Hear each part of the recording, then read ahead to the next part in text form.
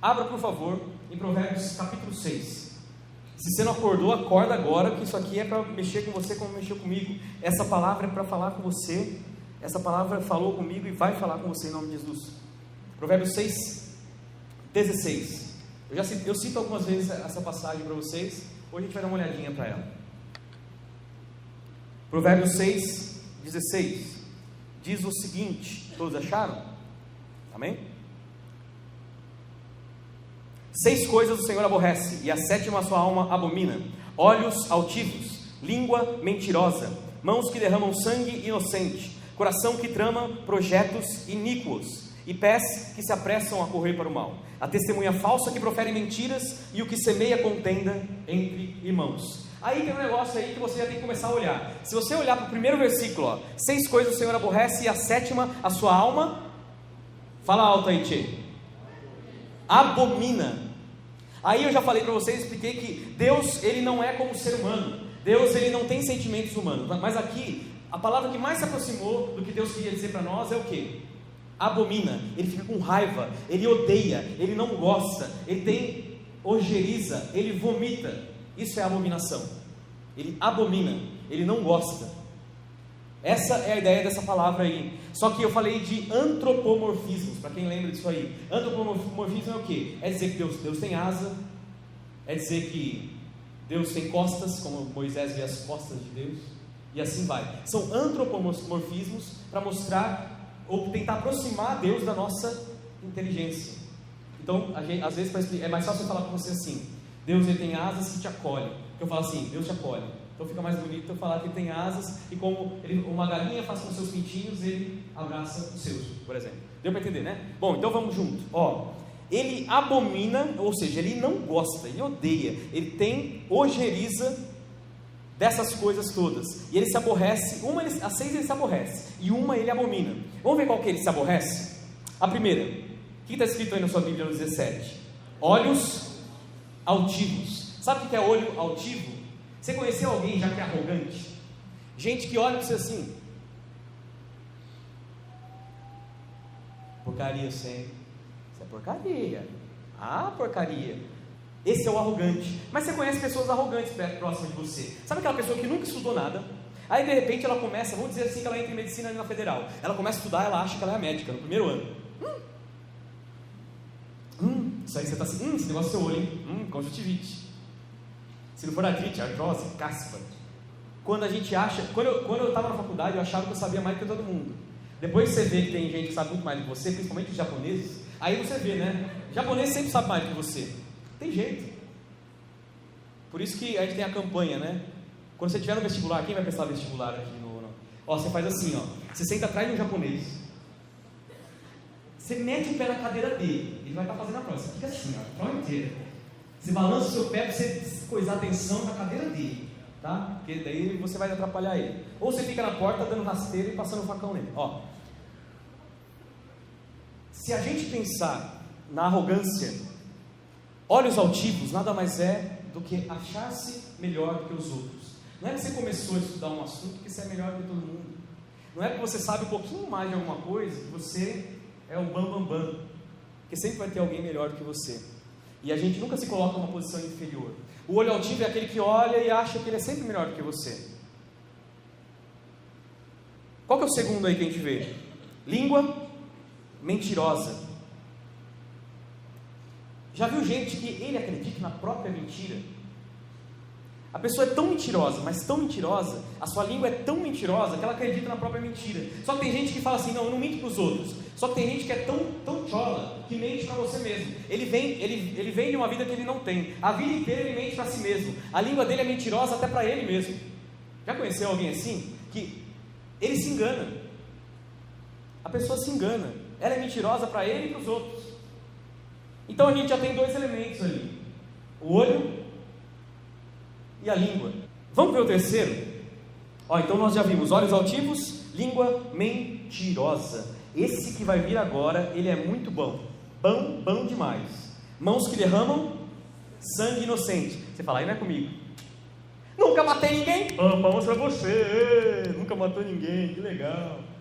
Que bom que você nunca matou ninguém. Nem eu. Só que quando isso é ressignificado por Jesus, aí o nosso calo vai doer. Mãos que derramam sangue inocente, aquele que pratica injustiça. Eu falei isso na quinta-feira. Aquele que semeia a injustiça colhe o quê? Maldade. Provérbios 22. Aquele que semeia injustiça colhe maldade. Então, nada mais é daquele que derrama sangue de inocente e tem sangue inocente nas suas mãos, ele está fazendo o quê? Injustiças. Vamos para o próximo? Qual que é o próximo aí na sua Bíblia? Coração. Leia aí, cambada. Coração que trama projetos iníquos. Coração que maquina pensamentos viciosos, são outras traduções, se eu não me engano, né? Aquele coraçãozinho que ele é tão maquiavélico que ele só pensa em si. Tudo é assim. Eu tenho que primeiro pensar em mim, depois pensar nos outros. Coração maquina pensamentos viciosos. Ele fica pensando, isso aqui eu tenho que pensar em mim. Todo mundo fala que eu deixo eu para depois, né? Então eu tenho que pensar em mim, eu vou fazer tudo para mim, e se for para prejudicar alguém, que se lasque. Vamos ver qual que é o próximo? Qual que é o próximo aí na sua Bíblia? Pés que se apressam a correr para o mal. Sabe o que é pés que se apressam a correr para o mal? É aquele que chega primeiro na hora da maldade, é aquele que chega primeiro no lugar que ele não deve estar. Todo mundo diz para você, cara, não vai naquele lugar, aquele lugar lá não presta, tem coisa lá que não presta, só que você é o primeiro a bater o ponto ali. Pés que se apressam a correr para o mal. Agora vai engrossar mais, ó. Próximo. Testemunha falsa, que profere mentiras. Aí o negócio começa a pegar. Testemunha falsa, que profere mentiras. O que pode ser isso aí? A testemunha falsa é aquele da língua, a Bíblia fala em língua dobre. É aquele que ouve um negócio, vai passando ele para frente, às vezes ele sabe que é mentira, mas ele faz um esquema. Ele fala, não dá nada, vou falar, vou fazer fofoquinha, não dá nada. Já vimos 6 erros terríveis aqui. 6 erros que estão na Bíblia, concorda que está na Bíblia? São erros que estão na nossa Bíblia. Tomara que nenhum de vocês tenha nenhum desse tipo de erro aqui, mas aqui a Bíblia está dizendo. Só que aí tem mais um. Esse aí Deus abomina. Deus ele não gosta. Que é o qual mesmo? O que semeia contenda entre irmãos. E agora vamos chegar nos porquês. Por que isso é tão ruim? Por que o pior de todos não é eu correr para o mal, não é eu maquinar pensamento vicioso, não é eu ter o olho altivo. O pior de todos é eu semear contenda entre os irmãos. A gente vai chegar nessa conclusão. Eu quero que vocês cheguem junto comigo, como eu fiquei pensando e eu cheguei. Dentro disso, comece a pensar nesses erros. Será que meus olhos têm sido altivos?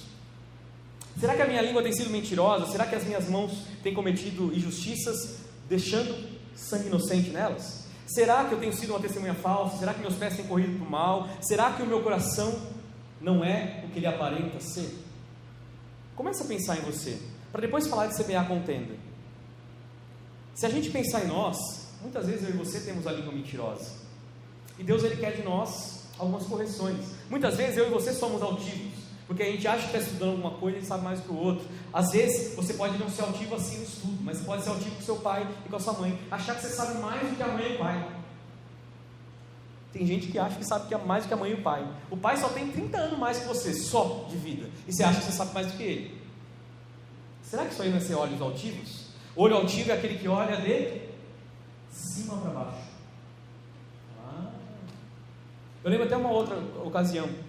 Eu sempre trabalhei muito com música, e um dia eu estava na rua. Um cara chegou para mim e falou assim: oi, tudo bem? Eu estava com o violão nas costas, porque eu estava indo dar aula, né? Eu dava aula numa escola ali no Botafogo. Estava indo dar aula, o cara virou para mim e falou assim: toca violão, é? Eu falei: toco. Então me explica aí, o que é um Lá com sétima? Aí eu pensei: responde ou não responde? Dou ele na cara ou dou uma voadora? O que eu faço? Aí ele falou, daí eu fiquei quieto. Ele falou: explica aí, você não sabe tudo? queria um lá com sétima maior? Aí eu olhei para ele e falei, cara, sinceramente eu não sei, mas na hora que você puder me ensinar aí, beleza, eu passo aí, você me ensina. E o cara ficou bravo e queria que eu explicasse para ele, porque ele também era músico, e depois que eu liguei o nome à pessoa, o cara era músico também, e ele realmente se achava melhor que eu. Pode ser que ele era, só que você, com altivez naquilo que você sabe, nunca você vai conquistar ninguém. Nunca a gente conquista nada pela força. Eu cito o meu exemplo na igreja. Cheguei na igreja, 4 meses o pastor Nelson chegou para mim e falou assim, você tem que liderar os jovens.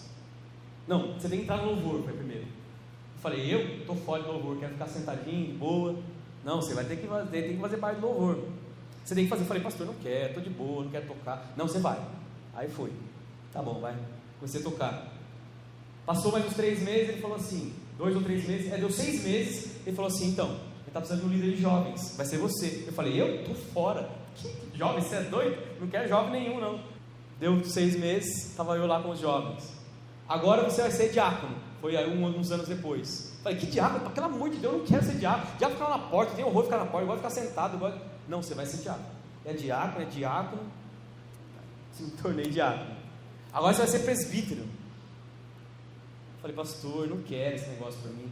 Quantas vezes eu não falei, eu não quero, pelo amor de Deus, não quero pepino para mim. Já chega os jovens, já tem muito pepino, vocês aprontam demais. Tem uns de vocês que tem titica na cabeça, tem uns de vocês que eu não sei que água que vocês tomam, que pó que vocês cheiram, se é mescal, não sei. Aí eu falei, não quero negócio de presbítero. Não, mas você vai ser. Não, porque eu não sei o que, porque eu não quero. A igreja votou, aí presbítero.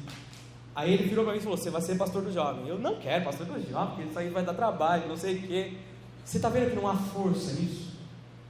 Foi tudo naturalmente, não foi algo forçado. Como eu já vi gente chegar aqui e falar assim, eu quero tocar no louvor, nem te conheço. Teve um camarada que ele chegou para mim e falou assim, eu quero tocar no louvor. Aí o que você toca? Ah, eu toco isso, toco aquilo. Ah, que legal. Começa a frequentar a escola dominical. Quando você começar a ser assíduo na escola dominical, aí você volta a conversar comigo. Nunca mais ele veio. Pela força. As coisas são naturais para aquele que não é altivo. Não seja altivo nas coisas que você faz. Então, o que nós temos pensado sobre esses erros, esses pecados? Eu gostaria então de ressignificar tudo à luz das Escrituras e rapidinho a gente pensar então essas questões aí. Abre lá em Mateus 6:22. Eu vou abrir e eu mesmo vou ler para a gente ir agilizando, tá? Mas eu quero que você acompanhe. Mateus 6:22 e 23.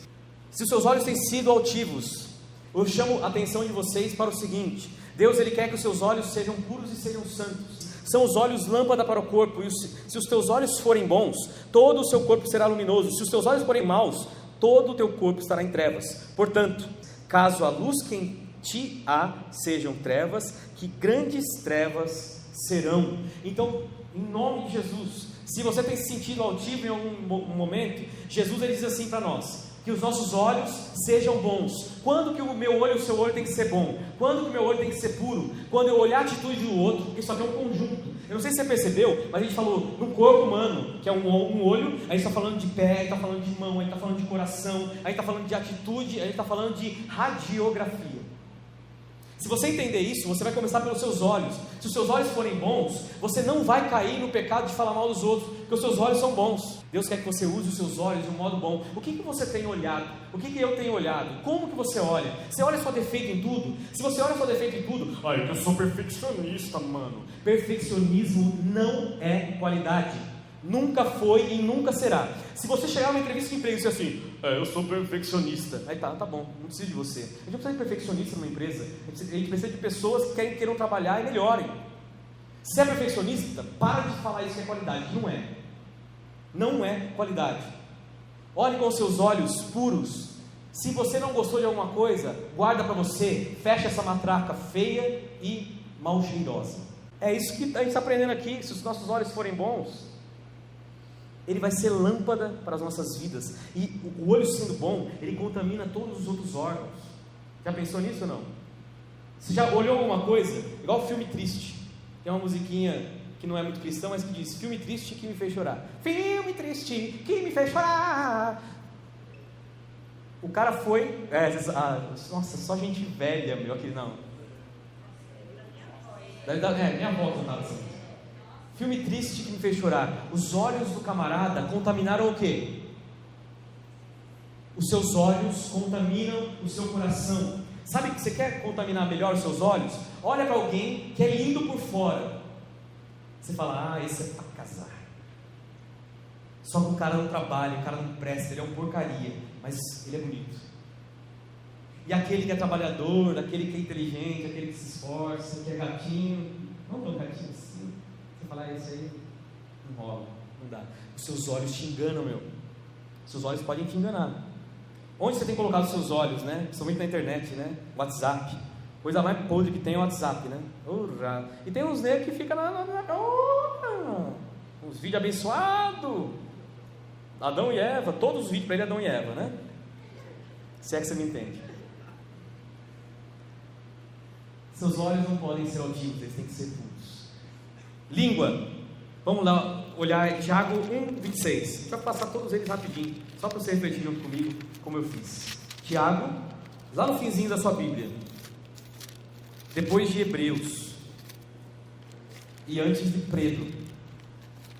Tiago 1:26. Olha que legal que diz assim, que diz esse versículo, Tiago 1:26. Se alguém supõe ser religioso, deixando de refrear a língua, antes enganando o próprio coração, a sua religião é vã. Quer dizer, o mal não é ser religioso, tá? Que a gente tem uma pregação tão dura contra a religião, mas assim, se você se supõe ser religioso, você tem que refrear a sua língua. Se você serve a Deus, você tem que colocar a língua dentro da sua boca. É isso que ele está dizendo aqui. A falsidade é o maior mal das línguas. E se você entender que a sua língua pode ser bênção na vida de alguém, você vai mudar o seu jeito de usar a língua. Se você não costuma dar bom dia para o porteiro lá do seu prédio, tem gente que mora em prédio aqui, se você não dá bom dia para o porteiro da faculdade, às vezes um bom dia que você der para ele, vai mudar a história dele. Às vezes um abraço. Teve um dia que eu parei para abraçar uma tia que estava guardando os negócios no shopping. Lá no shopping nosso aqui tem dois, você já viu um japonesinho, né? Tem um japonesinho e tinha uma tiazinha que sempre falava com ele, que é a mãe da Lu. E aí o japonês estava junto, eu falei, vou abraçar esses dois hoje. Comecei a conversar, abracei e tal. Aí ela falava assim, nossa, ninguém faz isso, porque eles estão acostumados a ser maltratados.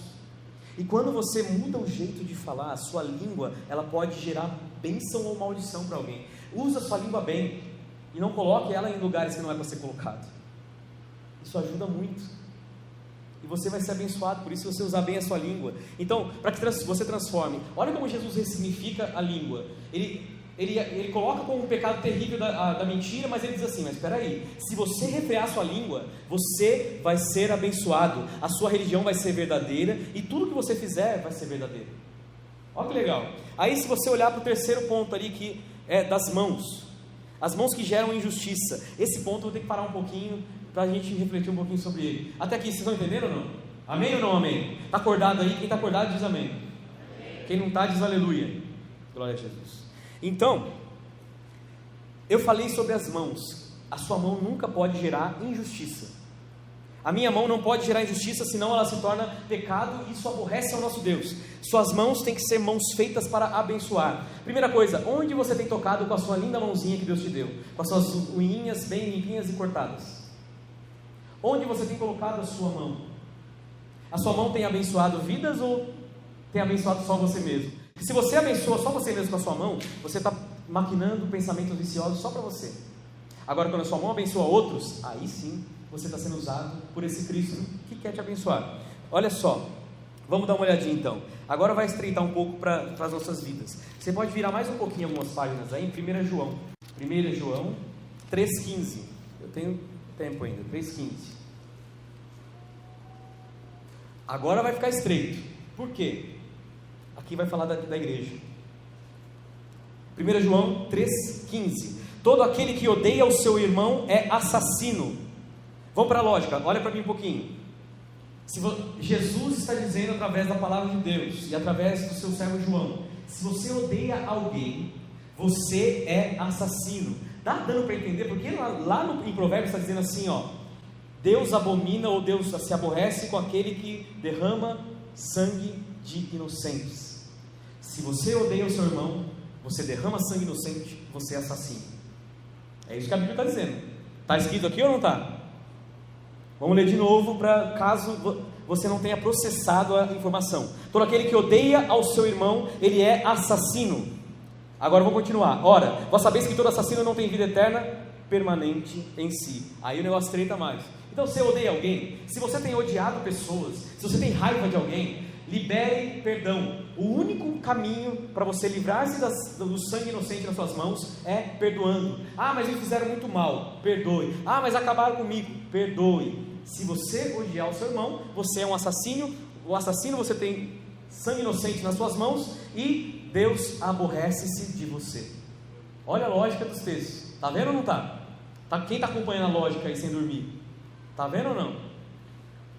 Então vamos já. 1 João, volta uma página, 1 João 2,9, que eu gosto muito desse texto. 1 João 2,9, é só virar uma página para trás aí, ó. Aquele que diz estar na luz e odeia ao seu irmão, até agora está nas trevas. Olha, isso aqui é sensacional, porque ó, se você diz que está na luz, você diz que é cristão, você diz que é crente, você diz que ama o próximo ou fala que ama, só que você tem ódio no seu coração, você ainda está em trevas. E aí a mesma lógica até chegar em Provérbios. Deus se aborrece de você e de mim se eu odeio alguém, porque eu estou assassinando e tenho sangue inocente nas mãos. Não interessa o que te fizeram, não interessa. Sabe por que não interessa? Volta um pouquinho aí agora, Lucas. Por que não interessa o que fizeram para você? Não interessa. Ah, mas truparam, mataram, roubaram, destruíram. Não interessa. O cristão tem que entender que isso aí não interessa. Lucas 17, 3. Vamos ver os correlatos aí da ressignificação que Jesus faz daquilo que nós estamos falando aqui, ó. Vamos lá? Lucas 17, 3. Olha que bonito que é falado aqui, ó.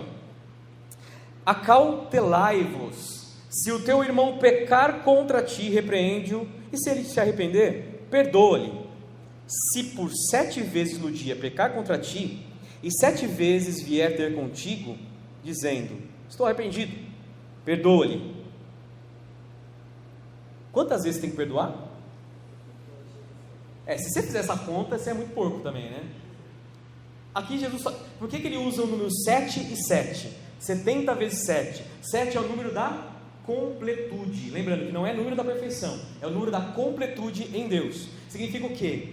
7 vezes é o mínimo. Só que também 70 vezes não é o máximo. O número não termina em si. Infinitamente nós temos que perdoar uns aos outros. E não interessa o que fizeram para você, não interessa se ele não vai com a cara do fulano. Se houver ódio e não houver perdão, não há bênção. Eu e você não podemos ser abençoados por Deus se a gente não perdoa as pessoas. Não pode ser abençoado por Deus se a gente não perdoa. Deus não aceita nem o seu dinheiro, a sua oferta. Deus não aceita o seu louvor se não há perdão. Deus não aceita o meu louvor se eu não perdoo as pessoas que fazem mal. Deus não aceita o meu rico dinheirinho, se é tão rico assim. Ele não aceita. Não adianta dizimar e ofertar se você tem um coração odioso. Aí você fala, não estou convencido ainda, eu acho que não é bem assim, eu acho que Deus não estava falando diretamente para mim. Então volta, por favor, em Lucas 6. Lucas 6. Lucas 6. E aí você vai enxergar o que eu estou falando. Lucas 6. Tem um negócio aqui em Lucas 6 que vocês conhecem muito bem. Dá uma olhadinha. Eu não vou apelar já. Deixa eu ver se eu apelo já ou não.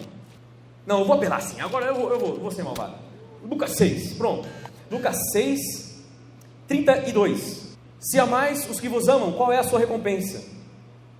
Porque até os pecadores amam aos que o amam. Se fizerdes o bem para os que fazem o bem, qual é a vossa recompensa? Até os pecadores fazem isso. E se prestar aquele que... Amai, 35. Amai os seus inimigos. Se é que você tem inimigos, eu não sei se você considera alguém inimigo. Se você odeia alguém, provavelmente você acha que ele é seu inimigo, mas ele não é. Que inimigo de verdade não convive, principalmente se ele estiver na igreja. Se eu odeio alguém na igreja, em comunidade, eu já vi jovens ficarem com a cara virada, pico com o outro, não fala oi, não dá paz ao Senhor. Toma vergonha na sua cara, e eu tenho que tomar na minha se eu fizer isso também. Você não cumprimenta as pessoas, você não é cristão, você não é nada disso. Cristão de verdade, ele faz o quê? Ele abençoa os outros independente de qualquer coisa, ele cumprimenta se for necessário, ele não odeia, ele ama mesmo com as diferenças. O que eu expliquei para vocês a outra semana, até na escola dominical, que eu amar ao próximo é uma coisa, eu gostar de todo mundo é outra. Quem acha que todo mundo tem que gostar dele e gosta dos outros, ele é aquele que é o político.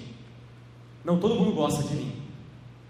Se vocês querem amar as pessoas, amem. Vocês não são obrigados a gostar de todo mundo, mas o mínimo é não odiar, porque se você odiar, você está em pecado. É isso que eu quero dizer. Nós temos que nos esforçar. Não faça biquinho para os outros. Teve um caso que eu peguei aqui na igreja, gente que não se falava há anos, e eu não sabia. Quando eu fiquei sabendo, eu falei, cara, como vocês conseguem conviver com isso? Ficar anos. Não é coisa de adolescente como foi com o Ítalo e Israel, não é coisa de moleque, mas de adulto, gente que não se fala dentro da igreja. Isso vai afetar o corpo de que jeito? Porque tudo ele termina no coração. Se o seu coração estiver doente, é impossível você viver em comunidade. O seu coração tem que estar sarado, para que você possa viver em Deus. Não odeie ninguém. Então o que eu estou querendo dizer aqui, fazer biquinho e cara feia, é coisa de criança, não é coisa de cristão. O que a Bíblia nos ensina é, se fizeram mal para você, perdoe, abrace. Você não é obrigado a conviver e a sentar na mesma mesa, mas você é obrigado, no mínimo, a demonstrar amor. Demonstrar amor. Você não vai convidar a pessoa para estar na sua casa todo fim de semana, mas você vai amá-la, e se ela quiser ir na sua casa, ela vai poder ir, não vai ter problema nenhum nisso, tá? Por isso, se vocês estiverem em casa, vocês podem, é só levar picanha e a gente faz o churrasco, certo? Essa é a lógica da inerrante palavra de Deus. Você está vendo onde fica a inerrância? É que tudo que ela diz é verdadeiro. Ela está te ensinando o quê? A gente não pode ficar odiando e conviver em comunidade. Eu já vi casos de pessoas que, por não perdoar a outra, por continuar odiando, elas não receberam a cura de Deus. Eu vi uma mulher que estava na cadeira de roda, ela ficou na cadeira de roda, não porque simplesmente ela tinha uma doença nas pernas, mas porque o seu coração era amargurado. É esse que é o grande lance. O coração amargurado faz com que sua alma fique doente. E a alma não pode ficar doente, o meu corpo pode ficar doente. Eu tenho dor, eu estou velho, eu tenho dor em tudo. Eu tenho dor estou gordo, então tem dor no joelho, é dor nas costas, é dor no ombro. E quando meu ombro sai do lugar também, nossa, quando o ombro sai do lugar, você não tem noção. E às vezes pode ser que Deus não me cure disso, mas se a minha alma estiver curada e sarada em Deus, se o meu Cristo ele faz sentido para mim, independente daquilo que eu estou sentindo fisicamente, aquilo faz sentido e a gente consegue conviver em Deus e em comunidade e como cristãos. E é isso que eu quero que vocês entendam, que eu tenho entendido a cada dia, que as suas mãos não tenham sangue inocente, mas pelo contrário, não odeie, ame, se você cansar, ame mais um pouco. Vamos dar uma olhadinha rapidinho nos pés. Eu separei um versículo só, a gente pode falar de outros, mas quando a gente pensa em Cristo, olha só o que Cristo veio fazer. Vira um pouquinho aí, está em Lucas, não está? Lucas 1:79. Zacarias está fazendo um cântico aqui a Deus. Olha o cântico de Zacarias. Zacarias era um homem cheio do Espírito Santo, e quando ele vê o nascimento de Cristo, ele começa a profetizar e a louvar a Deus e a cantar. E na profecia dele, olha o que ele fala, ó, o verso 79. Se você ler tudo, você vai ver que é lindo esse texto. Mas ele diz assim, ó, vou começar no 78. Graças à entranhável misericórdia de Deus, pelo qual nos visitará o sol nascente das alturas, agora o 79, ó, para alumiar os que jazem nas trevas e na sombra da morte, e dirigir os nossos pés pelo caminho da paz. Jesus quer que os seus pés não corram para o mal, Jesus quer que os seus pés corram para o caminho da paz. Você quer ter paz? Saiba para onde os seus pés estão indo. Se os seus pés vêm para a igreja, é um local onde você vai receber a paz. Agora, onde os seus pés têm te levado?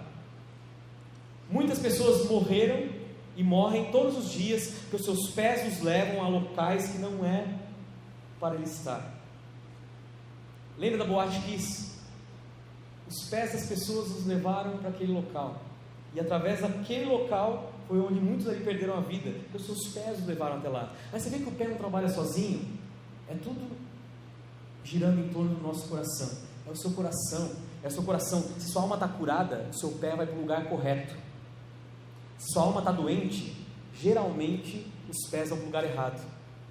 Então essa história de não vem pelo amor, vem pela dor, ele é parcialmente verdade, porque às vezes os seus pés não têm nem força para ir para o local que você sabe que é o local que você deveria estar.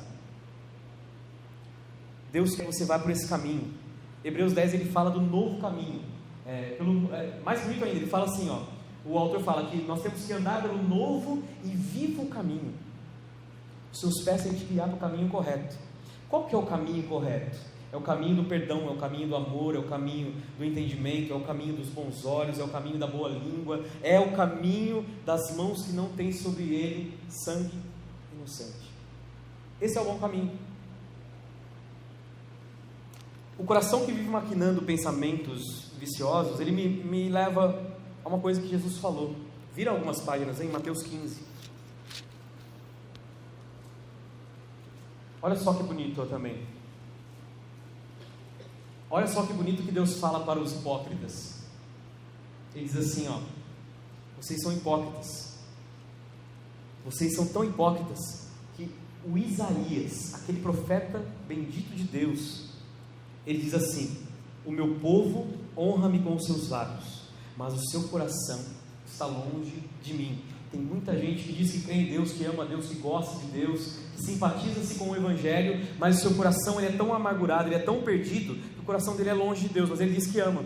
Eu falar que eu amo é uma coisa, eu amar de coração é outra. O que Jesus nos chama a atenção aqui e ressignifica Provérbios 6 para nós é o que? O seu coração tem que estar no lugar certo, é em Deus.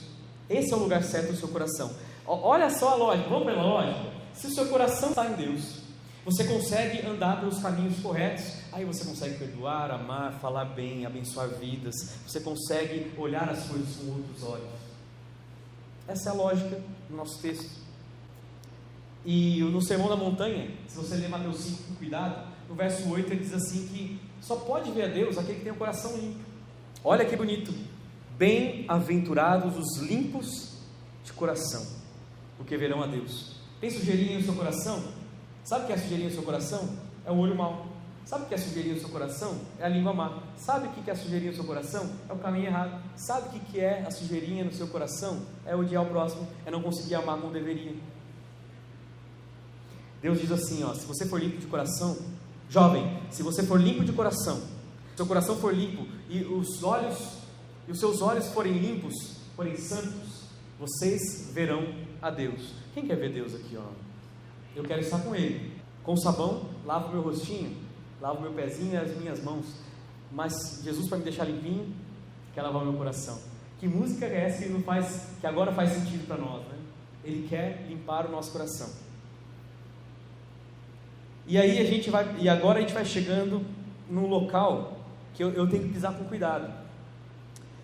Porque se você olhar, vamos voltar agora, 1 João 4,14. Esse aqui eu tive que separar o texto com cuidado. Porque quem sou eu para ofender alguém aqui na igreja, ou alguém que vai posteriormente ouvir isso que eu estou dizendo, né? 1 João 4,14 diz assim, nós temos visto e testemunhamos que o Pai enviou o seu Filho como Salvador do mundo. Aquele que confessar que Jesus é o Filho de Deus, Deus permanece nele e ele em Deus. Se você olhar com cuidado, o 14 diz assim, nós temos visto e testemunhamos que o Pai enviou o seu Filho. Eu e você somos testemunhas de Deus. Quer ressignificar Provérbios? Não seja uma testemunha falsa, seja uma testemunha verdadeira em Deus. Tudo que você falar, seja verdade. Se você quer ser uma testemunha verdadeira de Deus, faz assim, eu quero ser uma testemunha de Deus verdadeira, eu quero ser fiel, eu tenho vontade de ser uma bela testemunha. Então o que eu vou fazer? Eu vou falar do amor de Deus, ou seja, minha língua já vai ser abençoada. Eu vou olhar pessoas e oportunidades para abençoar vidas. Você usa os seus olhos para abençoar vidas? É você chegar, lembra que eu falei na Sensátil? É você olhar nos lugares e falar assim, como que eu posso abençoar alguém aqui nesse lugar? Se você conseguir olhar no lugar e falar assim, eu vou abençoar alguém, peraí, deixa eu ver quem que eu vou abençoar aqui.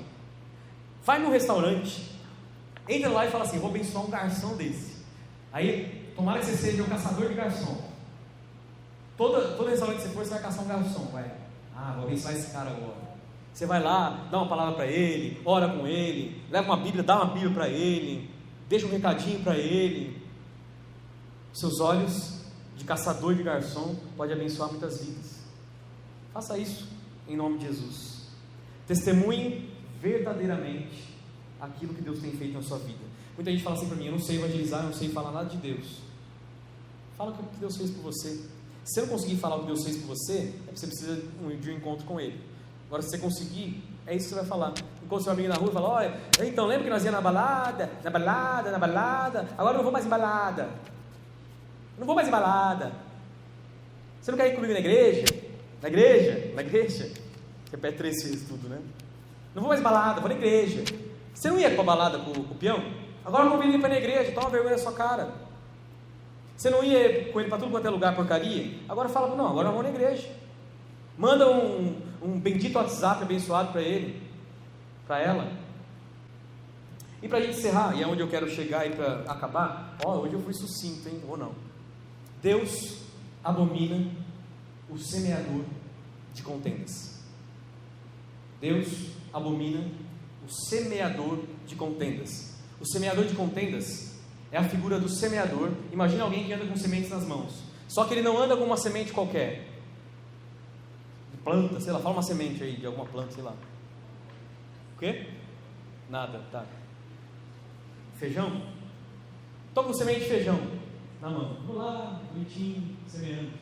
A figura do semeador de contendas é aquele que anda em suas mãos, que tem sangue inocente nelas. Ele anda com sementes de ervas daninhas, e ele anda com essas sementinhas, e ele vai jogando, ele vai semeando. O semeador de contendas nada mais é do que alguém, tem uma outra figura, que é aquele que taca fogo. É o semeador que não vem para semear, ele finge que está semeando, mas na verdade ele está jogando fogo. Ele fuma sua bituca de cigarro, ele vai passando pelo espaço onde deve haver a plantação, e já fala assim: não, mas tem uma folhinha nascendo aqui, vou queimar. Onde mais eu posso jogar bituca? Aqui eu posso, nem vai queimar o que já está crescendo. O semeador de contendas é essa figura, é aquele que anda com as ervas daninhas nas suas mãos, ou com algo para queimar. E Deus, Ele nos chama para uma caminhada um pouquinho diferente. Nós temos que semear a palavra. Eu e você temos que ser bons semeadores. Por que o semeador de contenda, e agora eu quero que vocês entendam, por que o semeador de contenda é aquele que mais desagrada a Deus? Você já imaginou isso ou não? Por que o cara que tem pensamento vicioso, Deus não abomina, ele só se aborrece? Por que aquele cara que é mentiroso, Deus só se aborrece com ele? Por que aquele cara que tem o olho altivo, ele é arrogante, por que Deus só se aborrece com ele? Agora, o cara que é semeador de contendas, a menina, ou o moço, ou o homem, ou a mulher, que é semeador de contendas, Deus abomina. Por que Deus abominaria alguém? Por que Deus ficaria com tanta ojeriza de alguém? Por que o semeador de contendas é tão pior do que os outros? Já pensou nisso ou não? Porque ele simplesmente é o reflexo de tudo que nós não devemos ser. Porque se o cara semeia contenda, os seus olhos são maus, a sua língua é má, ele é injusto, ele tem sangue nas suas mãos, ele corre rapidinho para o que é mal, que fica o tempo todo maquinando seus pensamentos viciosos e pensando assim: como eu vou semear o mal? Se você tiver os olhos puros e tudo puro, o semeador de contendas nunca vai ter papel na sua vida, e você também não vai ser um semeador de contendas, e nem eu. Você quer deixar de ser semeador de contendas? Se você é, tomara que ninguém aqui seja um semeador de contendas. Comece a entender que o problema de Deus com o semeador de contendas, mais do que tudo então, é porque ele estraga a comunidade. O mentiroso, muitas vezes, ele prejudica só a si mesmo, ou no máximo é 2 ou 3, dependendo da tira se for maior. Agora o semeador de contendas não. O semeador de contendas, ele adoece quem está próximo. Já pegou alguém no seu trabalho que fala mal dos outros? E aquela linguinha santa, ela vai falando. O semeador de contendas fere vidas, fere almas. O semeador de contendas, ele não mede esforços no prejudicar. Então ele vai fazer o máximo para prejudicar a comunidade. E eu e você sermos eclésia, sermos igreja, sermos comunidade, nada mais é do que eu tentar sair de tudo isso e ser jovens que são usados por Deus para abençoar a comunidade. Você quer ser um jovem de Deus, abençoado, um jovem cheio do Espírito Santo, um jovem que faz a diferença, um jovem que onde pisa, abençoa, onde toca, abençoa, onde olha, ele vê oportunidade de abençoar, que onde ele correr, ele vai abençoar vidas, que onde ele estiver, seu coração vai pensar coisas boas. É só você entender que você é um semeador de boas novas. A semeadura que você tem que fazer é de boas novas, é levar o Evangelho àqueles que necessitam. Se você está aqui, eu estou vendo que a maioria aqui já conhece o Evangelho de Cristo, começa a semear boas novas. Deus quer que você semeie coisas boas e não coisas ruins. Você tem problema com alguém, tem diferenças com alguém, odeia alguém, tem pessoas que você acha que te prejudicaram, vá atrás dela. Mas eu não vou perdoar, ou se esforce. Eu não fui o errado, se esforce em pedir perdão. Mas ela está errada, ou ele está errado, não interessa. Semeadores de contendas geralmente têm amargura dentro do coração, e ele começa a desanimar. E você vê que o semeador de contenda, ele faz o quê? Ele não só desanima os outros, ele fere os outros e vai desanimando, e desanima e fere, desanima e fere. Nós aqui, vocês querem crescer mais como nós temos crescido? Deus tem abençoado esse grupo, mas para que Ele abençoe mais, não deixe a amargura tomar conta do seu coração, não deixe nenhuma contendinha fazer com que você vire a cara com o seu irmão, porque isso faz mal para você, é um veneno que você vai tomando para você, achando que o outro vai morrer, mas ele não vai morrer. Deus, Ele te chama e me chama a não ser uma testemunha falsa, mas um semeador de boas novas. E se alguém vier com uma fofoca, novidade, você fala: eu não quero ouvir. Tem um negócio para te contar que a irmã fez, eu não quero saber. Eu quero que vocês entendam que o semeador de contendas, Deus abomina, e o semeador de boas novas, Deus ama. Sejamos, pois, semeadores de boas novas. Eu e você, sejamos diferença onde quer que a gente esteja. Você está na sua escola, como que você é visto na sua escola, na faculdade, no trabalho? Você é visto como semeador de quê no seu trabalho? Na sua faculdade, você é visto como semeador do quê? Semeador de inveja. Você viu aquele cara lá? Comprou carro, igual eu falei ontem, Comprou carro. Certeza, financiado. Olha, ele ganhou, olha, ele foi abençoado. Ele avançou no emprego e ganhou uma promoção. Tinha certeza que puxou o saco do chefe. E aí eu disse mais, que se você entender isso, você entende o que é se alegrar com os que se alegram e chorar com os que choram. Se alegre com os que estão alegres e chore com quem está chorando. Não odeie, ame ao próximo. Eu convido você, jovem, a ser o semeador de boas novas. Eu convido você, jovem, a ter olhos puros, olhos bons, línguas abençoadoras, mãos que onde tocam levam a bênção de Deus, pés que se apressam a correr para abençoar vidas, a ver oportunidades, corações que maquinam não o mal, mas maquinam aquilo que vai abençoar mais vidas. Por exemplo, você tem pensado bastante em como você pode abençoar os seus amigos? Como que você pode trazê-lo para a igreja? Como que você pode vir fazer com que ele venha aqui e ouça a palavra de Deus? Isso é maquinar o bem. Faça isso, convide. Se fosse uma festinha, era lotada. Agora a gente não consegue trazer uma pessoa para a igreja. Por que será? Será que eu tenho convidado ou é meu testemunho que não presta? Deus te chama e te chama a ser comunidade. Sejamos comunidade. Sejamos semeadores de boas novas. E aí nós vamos chegar num ponto crucial. Para sermos comunidade, nós aqui, jovens, para que a gente possa crescer e ser bênção na vida dessa cidade, não pode haver contendas em nosso meio. Se há, eu não sei, não pode haver, porque assim Deus vai fazer grandes coisas. Vão te contar novidade? Não ouça.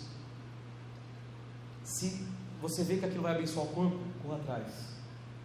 Se não, foge, corre do mal. Em vez de você correr para o mal, você corre do mal. Eu quero que nós sejamos igreja semeadora de boas novas. Eu quero que o PR Jovem seja um semeador de boas novas. Eu quero que vocês entendam que o valor do perdão ele é inestimável diante de Deus. Porque se vocês perdoarem uns aos outros, o Senhor os perdoa. Se você não perdoar, Deus não perdoa. Seja seu pai, sua mãe, um irmão da igreja, seja lá quem for, Então é nesse sentimento que eu quero terminar essa meditação que nós fizemos. Coloque os seus olhos, a sua língua, as suas mãos, os seus pés, o seu coração, a sua alma, o seu entendimento à disposição do nosso Deus. E que Provérbios não venha se cumprir na sua vida, em nome de Jesus. Então diga para o Senhor, se o problema são os olhos, diga que são os olhos. Se o problema é a língua, diga que é a língua. Se o problema são as suas mãos, que tem tocado coisas que não é para ser tocada, Deus ele fala para você: meu filho, não toque o que não é para ser tocado, suas mãos sejam santas. Se o problema é o seu coração, que tem maquinado coisas que desagradam a Deus, peça: Senhor, purifica o meu coração, purifica a minha alma, purifica o meu entendimento. Se são os meus pés que têm desobedecido, meus pés têm me levado a lugares que não é para eu estar, diga: Senhor, abençoa meus pés, eu quero caminhar nos caminhos da paz.